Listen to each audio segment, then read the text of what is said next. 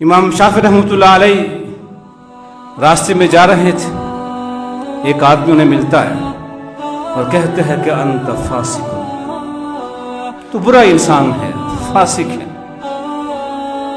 इमाम शाफी फरमाते हैं कि अल्लाह, अगर इस आदमी ने जो बात कही ये सच है, मुझे तौबा की तौफीक दे दे, मैं उससे ताइब होता हूं।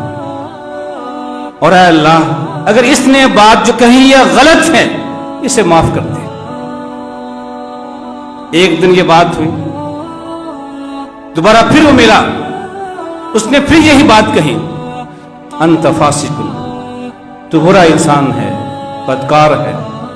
अपने फिर कहा कि अल्लाह, अगर ये बात जो कहता है मैं फासिक हूं, मैं गुनाहगार हूं, तो मुझे तौबा की तौफीक दे दी, मैं इस गुनाह से ताइब होता हूं। अगर इससे गलत फहमी हो गई है, ये गलत कह रहा है, इसको माफ कर दे।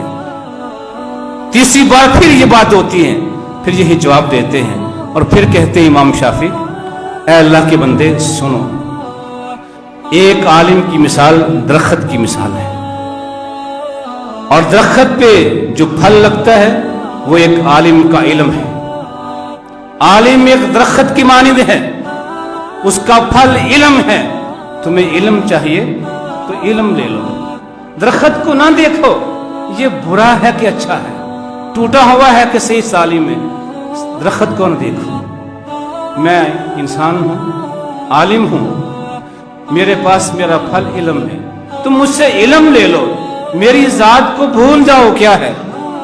उसे समझाया कि तुम्हें तो उलमा की इज्जत करनी चाहिए, तुम उनसे फल लेते हो, उनसे बहरावान होते हो, तुम फल ले लो लेकिन दरख्त को छोड़ दो, दरख्त टूटा हुआ है, खराब है, कैसे पिए, उसको ना देखो।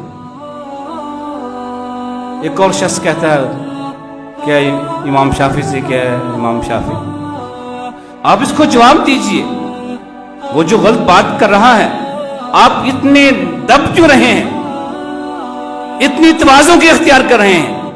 वो बार बार आपसे कहते हैं अंत फासिकुन, लेकिन हर बार आप उसको कुछ नहीं कहते, इसको जवाब दीजिए। कहा कि नहीं, मैं जानता हूं कि मेरा मुखातिब अगर जाहिल है, ला इल्म है, तो जाहिल के मुकाबले में मैं जाहिल बन जाऊं तो मैं आलिम तो नहीं हूं। इस तरह दूसरों के बुरे रवैयों के मुकाबले में अच्छा